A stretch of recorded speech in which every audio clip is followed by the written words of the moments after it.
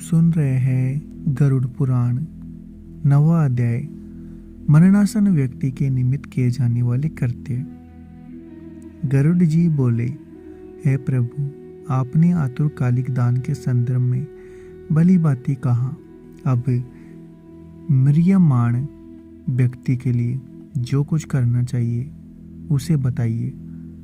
श्री भगवान बोले, हे ताक्षय, जिस विधान से मनुष्य मरने पर सद्गति प्राप्त करते हैं, शरीर त्याग करने की उस विधि को मैं कहता हूँ। सुनो।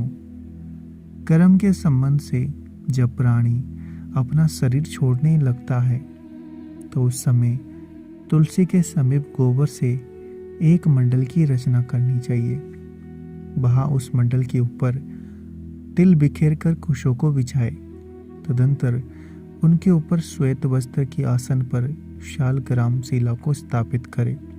जहाँ पाप दोष वे को हरने करने वाली शालग्राम शिला विद्यमान है, उसके सन्निधान में मरने से प्राणी के मुक्ति सुनिश्चित है। जहाँ जगत के ताप का हरण करने वाली तुलसी वृक्ष की छाया है, वहाँ मरने के सदैव मुक्ति ही होती है। जो व्यक्ति दान आदि कर्मों से दुर्लभ है, जिसके घर में तुलसी वृक्ष के लिए स्थान बना हुआ है, वह घर तीर्थ स्वरूप ही है। वहाँ यम के दूत प्रवेश नहीं करते। तुलसी की मंजरी से युक्त होकर जो प्राणी प्राणों का परित्याग करता है, वह सैकड़ों पापों से युक्त हो तो भी यमराज उसे देखते नहीं। तुलसी के दल को मुख में रखकर तिल और कुश की आसन पर मरने वाला व्यक्ति पुत्रहीन हो तो भी निसंदेह विष्णुपुर हो जाता है। तीनों प्रकार काले, सफेद, भूरे के तिल, कुश, तुलसी ये सब म्रियमाण प्राणी को दुर्गति से बचा लेते हैं। यतः मेरे पसीने से तिल पैदा हुए हैं, अतः वे पवित्र है। असुर, दानव, दैत्य तिल को देखकर भाग जाते हैं। हिताक्षय, मेरे रोम से पैदा हुए कुश मेरी विभूति है, इसलिए उनके स्पर्श से ही मनुष्यों को स्वर्ग की प्राप्ति होती है। कुश के मूल में ब्रह्मा, कुश के मध्य में जनार्दन और कुश के अग्रभाग में शंकर, इस प्रकार तीनों देवता कुश में स्थिर रहते हैं। इसलिए कुश, अग्नि, मंत्र, तुलसी, ब्राह्मण और गो ये बार बार उपयोग किए जाने वाले भी निर्माल्य नहीं होते। पिंडदान में उपयोग किए गए दर्व प्रेत के निमित्त भोजन करने वाले ब्राह्मण, नीच के मुख से उच्चरित मंत्र, नीच संबंधी गो और तुलसी तथा चिता की आग, ये सब निर्माल्य अर्थात अपवित्र होते हैं।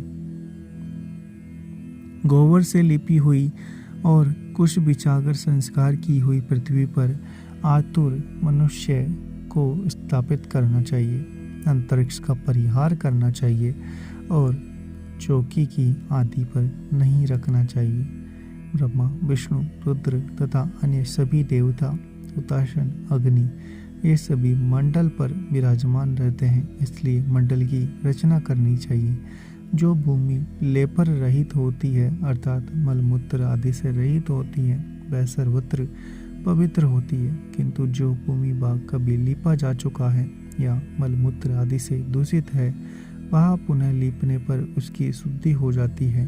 बिना लिपी हुई भूमि पर और चारपाई आदि पर आकाश में भूमि की सतह से ऊपर राक्षस, पिशाच, भूत, प्रेत, यमदूत प्रविष्ट हो जाते हैं। इसलिए भूमि पर मंडल बनाए बिना अग्निहोत्र, श्राद्ध, ब्राह्मण भोजन, देव पूजन, आतुर व्यक्ति का स्थापन नहीं करना चाहिए। इसलिए लिपि हुई भूमि पर आतुर व्यक्ति को लिटाकर उसके मुख में स्वर्ण और रत्न का प्रक्षेप करके शालग्राम स्वरूपी भगवान विष्णु का पादोदक देना चाहिए। जो शालग्राम शिला के जल को बिंदु मात्र भी पीता है, वह सभी पापों से मुक्त हो वैकुंठ लोक में जाता है। इसलिए आतुर व्यक्ति को महापातक को नष्ट करने वाले गंगा जल को जान देना चाहिए। गंगा जल का पान सभी तीर्थों में किए जाने वाले स्नान दान आदि के पुण्य रूपी फल को प्रदान करने वाला है। जो शरीर को शुद्ध करने वाले चंद्रायण व्रत को 1000 बार करता है और जो एक बार गंगा जल का पान करता है, वे दोनों समान फल वाले हैं। यथाक्षय अग्नि के संबंध से जैसे रुई की राशि नष्ट हो जाती है, उसी प्रकार गंगा जल के पातक भस्मसात हो जाते हैं।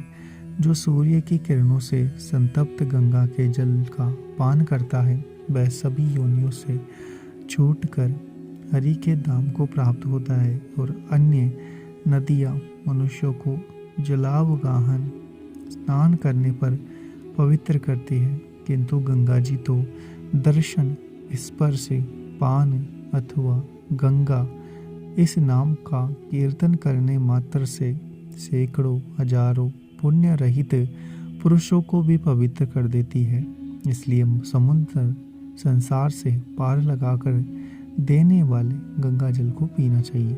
जो व्यक्ति प्राणों के कंठगत होने पर गंगा गंगा ऐसा कहते हैं, वह विष्णु लोक को प्राप्त होता है और पुनः भूलोक में जन्म नहीं लेता।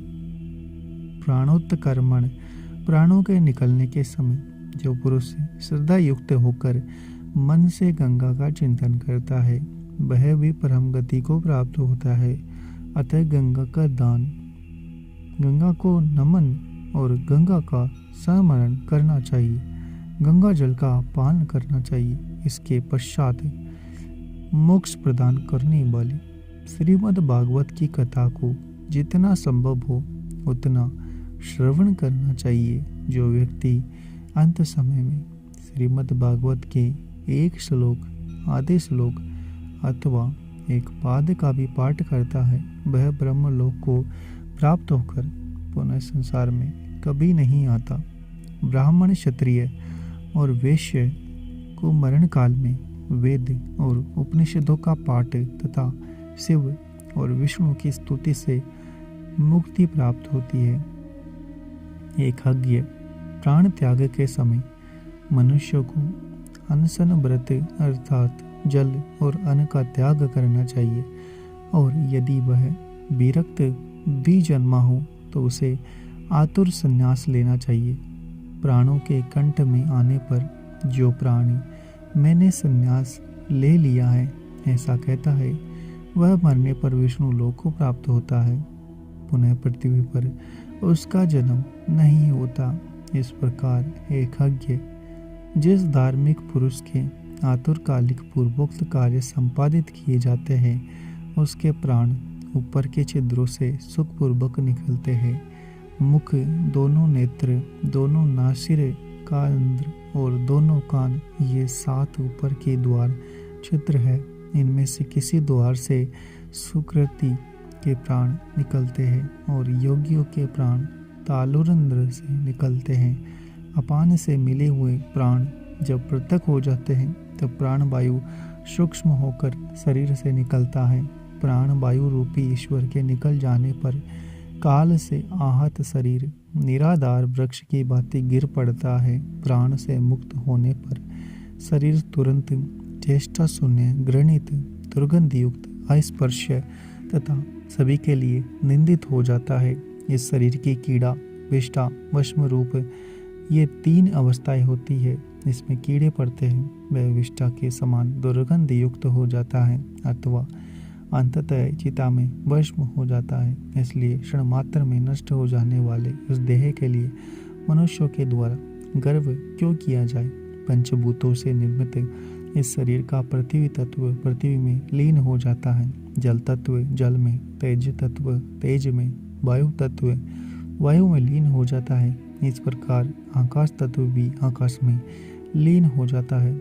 सभी प्राणियों के देह में स्थित रहने वाला सर्वव्यापी शिव स्वरूप नित्य मुक्त जगत साक्षी आत्मा अजर अमर होती है।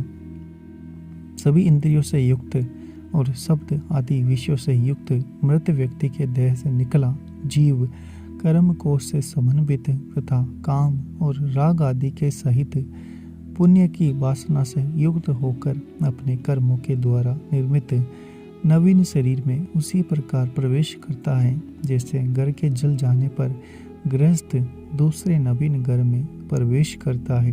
तब किंकिणी जाल की मालाओं से युक्त विमान लेकर सुंदर चामरों से सुशोभित देवदूत आते हैं।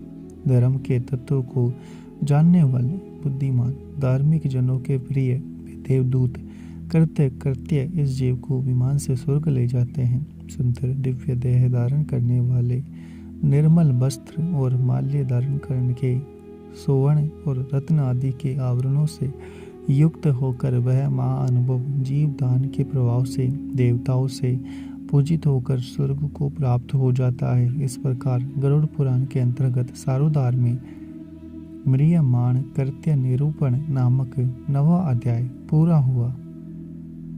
उम्मीद है आपको हमारा यह प्रयास अच्छा लग रहा होगा। चैनल को सब्सक्राइब करें, वीडियो को लाइक और शेयर करना ना भूलें। मिलते हैं आपसे अगले एपिसोड में।